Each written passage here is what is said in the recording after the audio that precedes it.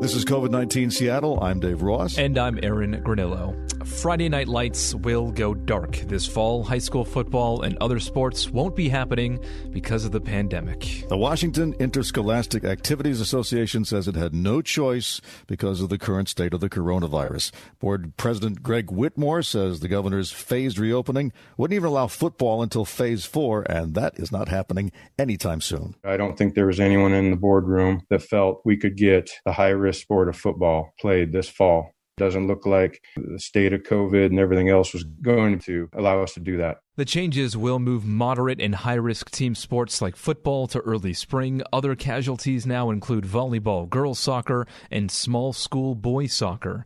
Cross-country, softball, golf, and tennis will still begin practicing the week of September 7th, but Whitmore says they're at risk too. We've kept some low-risk sports as options, and we know those are in great peril too. A lot of things have to happen in our favor in order for those to happen. WIAA Executive Director Mick Hoffman says the board is working within strict guidelines set at both the national and the state level. So I get the question several times a day, who determines these things? The medical people determine it. It's not Greg Whitmore, Mick Hoffman, or Casey Johnson sitting around an office doing these things. It's the medical professionals and the scientists who are doing that. There's another concern, too, that if the sports are given permission to play, there won't be enough referees. A recent survey found 30% of officials weren't comfortable calling games. KIRO Radio's Chris Sullivan, former football and baseball coach, joined me this morning to discuss stopping play. There's also a concern that many of the state's top football players will go to other states to play football in the fall, like Idaho, which has no restrictions right now. The WIAA has no plans on how to handle that if and when they decide to come back and play football in Washington as well in the spring. So there's a lot going on here with what's going to happen with the kids, with the play, what's going to happen. Are some kids going to go to other states and whatnot? Yeah. It's just a very difficult situation. What's different in Idaho? Well, they said they can go ahead.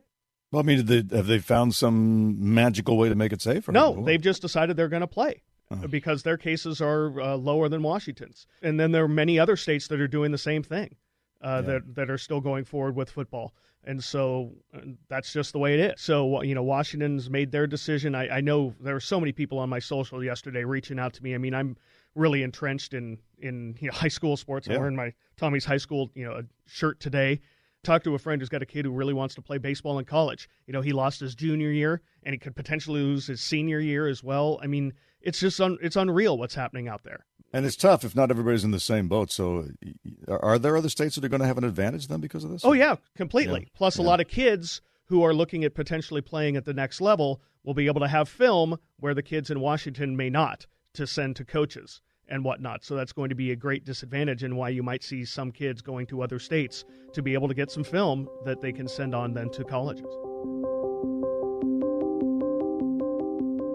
Big gatherings of young people seem to be driving the most recent spike in coronavirus cases. Some counties that were holding steady for weeks are now seeing surges. Dr. Chris Spitters, Snohomish County's health officer, says the case average has quadrupled in the past 6 weeks. And he says more than half of these new cases involve people under the age of 30. Based on information gathered from case investigations during recent contact investigations, a substantial proportion of recent cases are indeed associated with gatherings that are larger than the permitted number.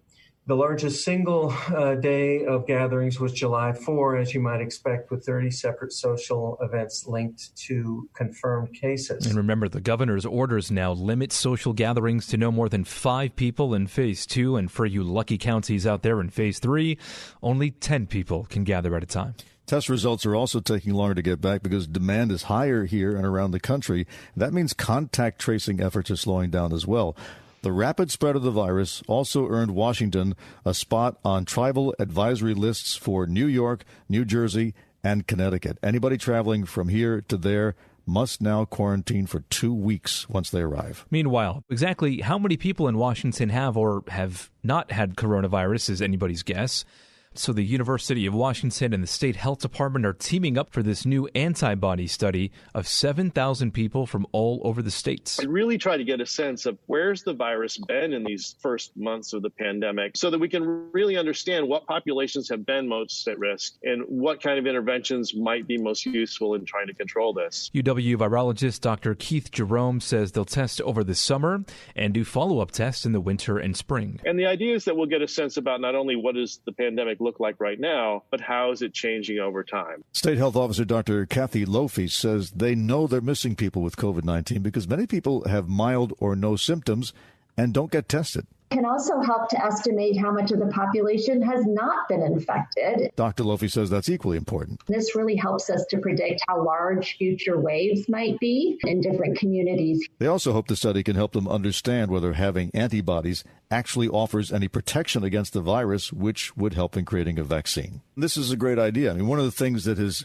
left us blind in this epidemic is we've had no statistical study indicating how prevalent the virus is. So the idea of taking a selected sample and just finding out what proportion of the population is likely to have the virus is something that I wish we'd done months ago. Mm-hmm. If I may break some news on our podcast today, too, I got my antibody test earlier this week. Yes. Got my results back yesterday, and unfortunately, I'm negative. You're negative. I really thought I had it. Now, because I was really sick back in March, and some of the symptoms that weren't linked to the virus at the time, I was showing, and I was like, okay, I probably had it. But I know some of these antibody tests are also not entirely foolproof, and they can give false negatives. So I might want to take part in this new UW study just to confirm whether or not I did have it. One of the things I'm hearing, and I know some people who have had it, is psychologically, because we are surrounded by this news, you begin to think that every ache, pain, headache, or muscle spasm is going to be COVID. But there are people who have been sick, and from the description of their symptoms, you would think, oh, slam dunk, they got the virus. Mm-hmm. And it turns out not to be. It's some other virus or some other form of flu. So, you're not alone in thinking that you may have had it but didn't. And all it means is just wear the mask. Even people who have it and came back with the antibodies, we're now finding you might get, 4 months protection? That's not a lot. It's better than nothing, but it's still not a lot. And finally, now the recap you've all been waiting for. President Trump held a COVID-19 briefing yesterday, and there was no cheerleading this time. It will probably, unfortunately, get worse before it gets better. Something I don't like saying about things, but that's the way it is. And he feels confident that there is plenty of protective equipment out there. No governor needs anything right now, and we think we'll have it that way till the end because, frankly, we are stocked up and ready to go. But most important, he wanted to make it completely clear that he is now 100% pro-mask. When you are not able to socially distance, wear a mask, get a mask. Whether you like the mask or not, they have an impact, they'll have an effect, and we need everything we can get. In fact, masks are patriotic.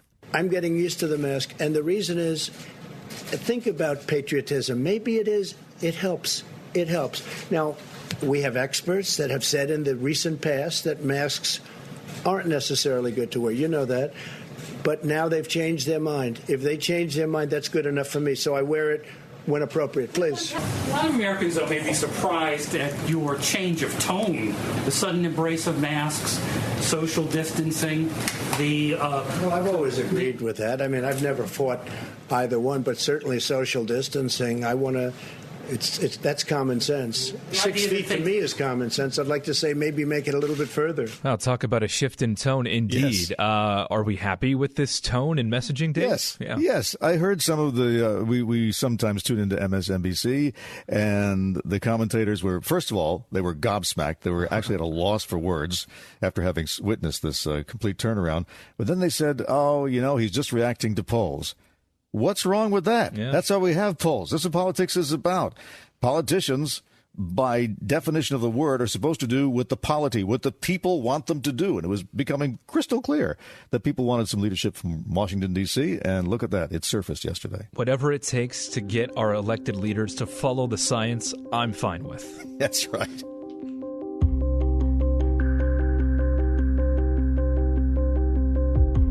We will be back tomorrow and every day after with a 10-minute rundown of the daily local news. You can subscribe to this podcast. You can also find our news coverage on mynorthwest.com or listen live at 97.3 FM.